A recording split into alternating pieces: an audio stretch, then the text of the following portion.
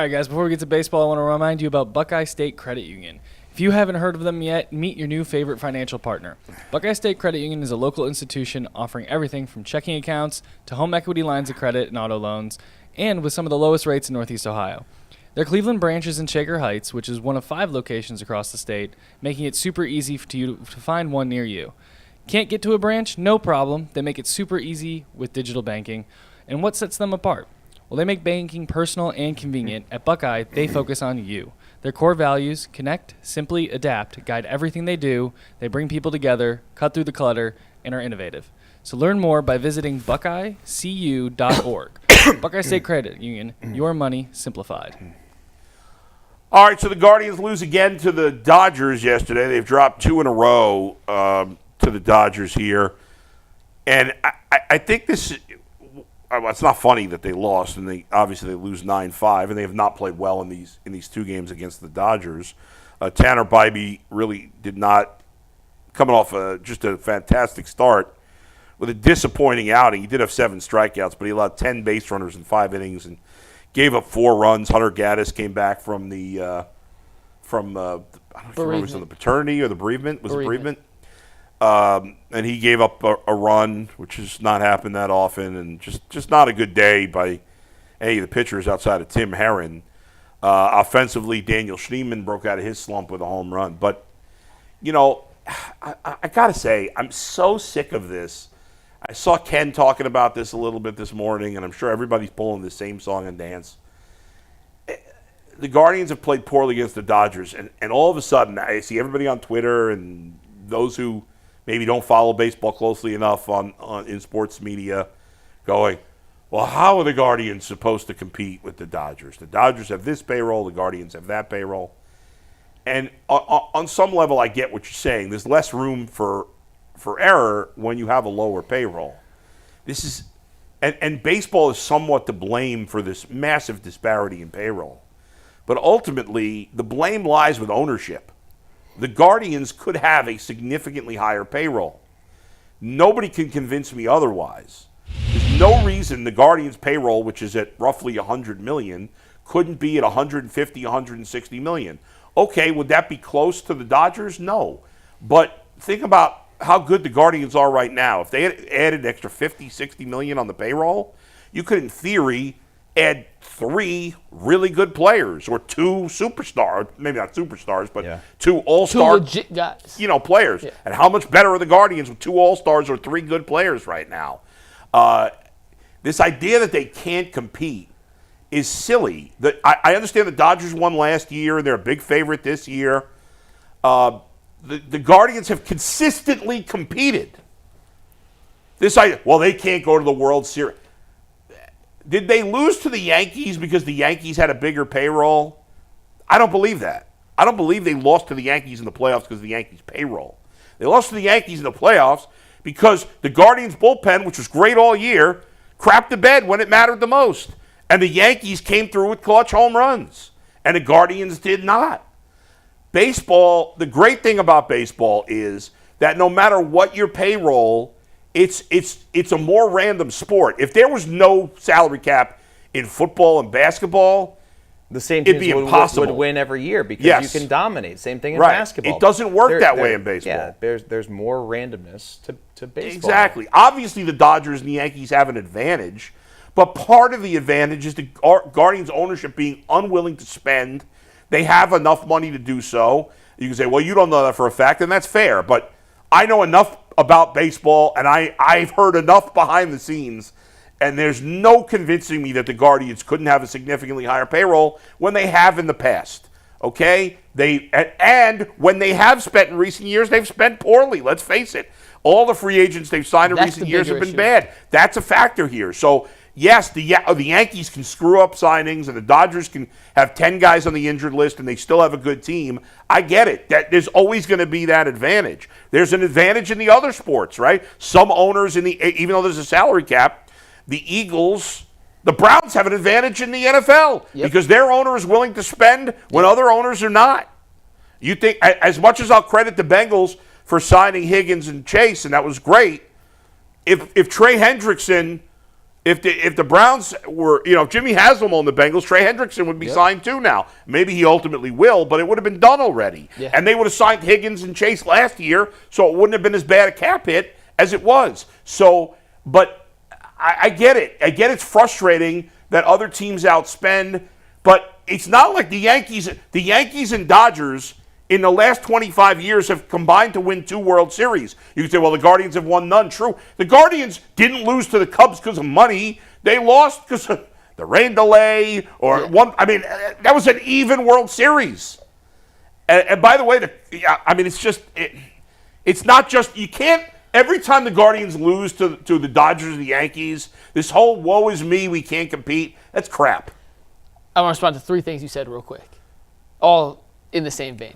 The Mets had the most expensive payroll in baseball last year. Right. Did they make the playoffs? Yes. It was 2 years ago they did. 2 years ago. Yeah. Did they win the World Series last year? No. Money does not guarantee you wins.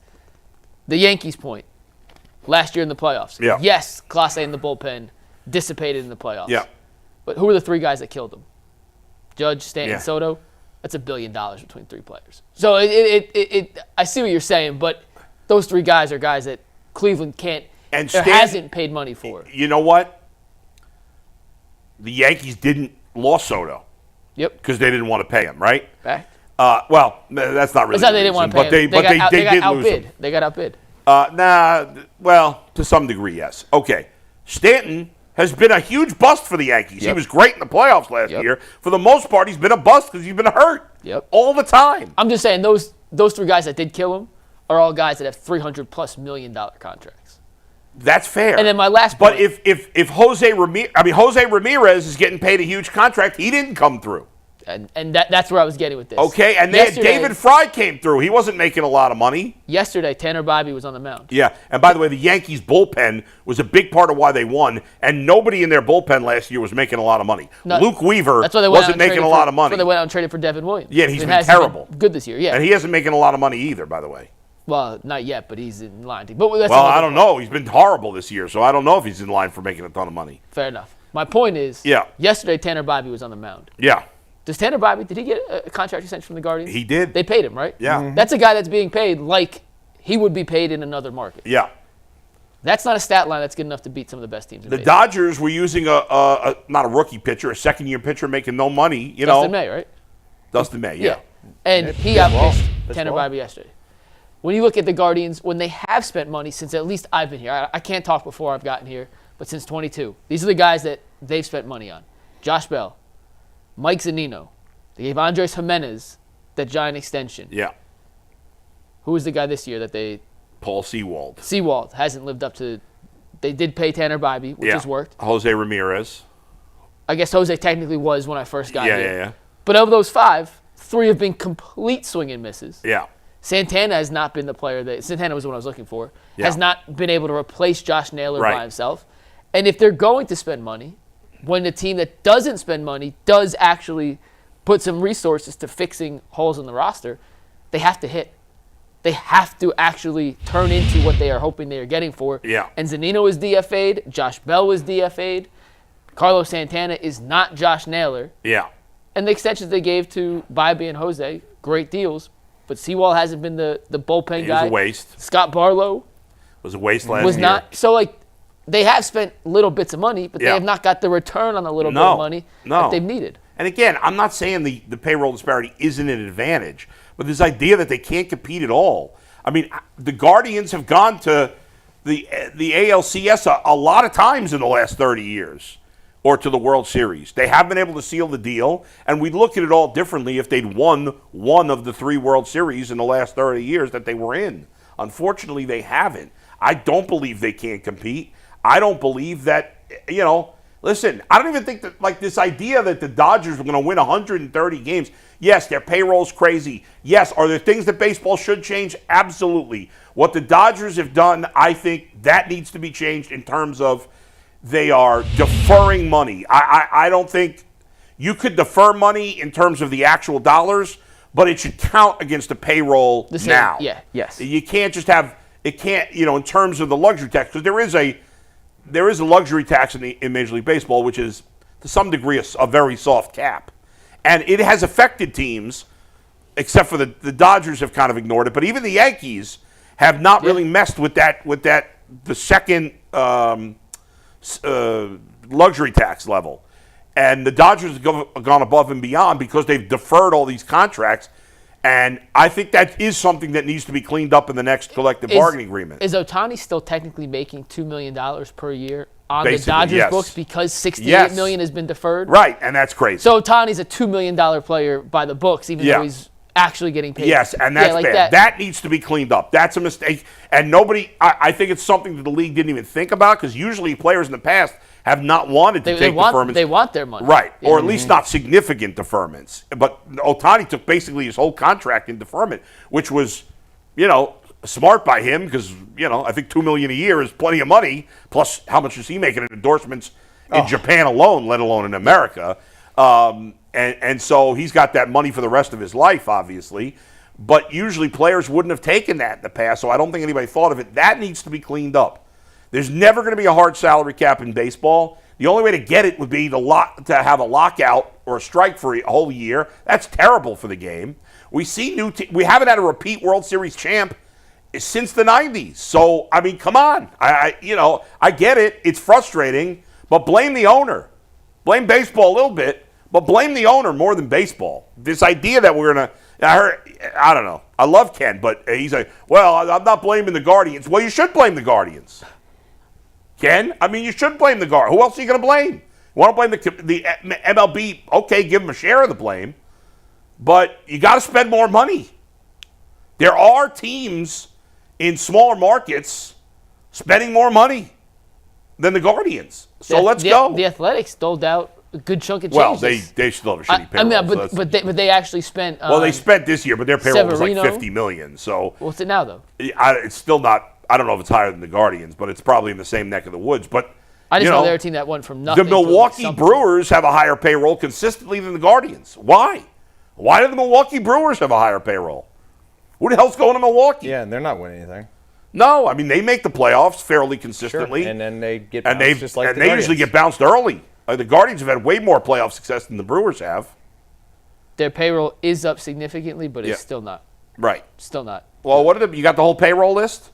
I can pull it up. I just pulled the A's up. Yeah, but the A's were at 78 million. Yeah, their payroll was nothing. So, yeah, they did spend a little money this offseason, but still not giving them credit for that because they have a low payroll. The Rays don't spend. According to USA Today. Yeah. Is that maybe. accurate enough? Go ahead. I mean, give me a team. No, just start from whoever's 11th or 12th. Who's 11th or 12th? The Mets are number one at 300. Yeah, forget the top. Those I don't want to compare them to the big market teams. But 11 Arizona, 195 million. Okay. 12 the Red Sox, 193. Okay. 13 the Angels, 190. 14 the Giants, 174. Baltimore, small market, 162. Yeah. Seattle, 146. Detroit, 143. Minnesota, 142. St. Louis, 141. Kansas City, 130. The Rockies, 120 for 9 wins or 10 wins. They're stuck with a couple bad contracts. Cincinnati, 115. Milwaukee, 115. Washington, 107. Cleveland at 25th at 100. Yeah, I mean, all those teams that are have a 150 to 130, like, how many teams have a payroll more than 215? Yankees, the Mets, and the Dodgers? 7 teams are over 215. Oh, really? Go ahead. Mets, Dodgers, Yankees, Phillies, Blue Jays, Rangers, and Astros, but Rangers and Astros are at 220, so just above that 215. Okay, so if the Guardians, I know this sounds crazy, but if the Guardians' payroll was 150, well, the difference between a 220 payroll and a 150 payroll, while obviously significant, that doesn't give a massive advantage to the other team because you're going to screw up enough with the other team that it's going to kind of even itself out. That could be just 1 or 2 different contracts. If the Guardians had a $150 million contract, despite some failures the last few years, I overall think the Guardians front office, for the most part, does a good job in their tenure, has done a good job more often than other teams. And, and they need to spend on hitting because they have not developed hitting the way they've been able to develop pitching. And that's the frustrating thing. But, this idea that, their lineup can't compete with the Dodgers because of payroll. Well, okay, yeah, that's fair. You can't have as good a lineup as the Dodgers, But it shouldn't be this big a disparity. If the Guardians spent more and developed more, then the disparity between the two wouldn't be nearly as big. And by the way, the Guardians have a better bullpen than the Dodgers, despite their massive payroll.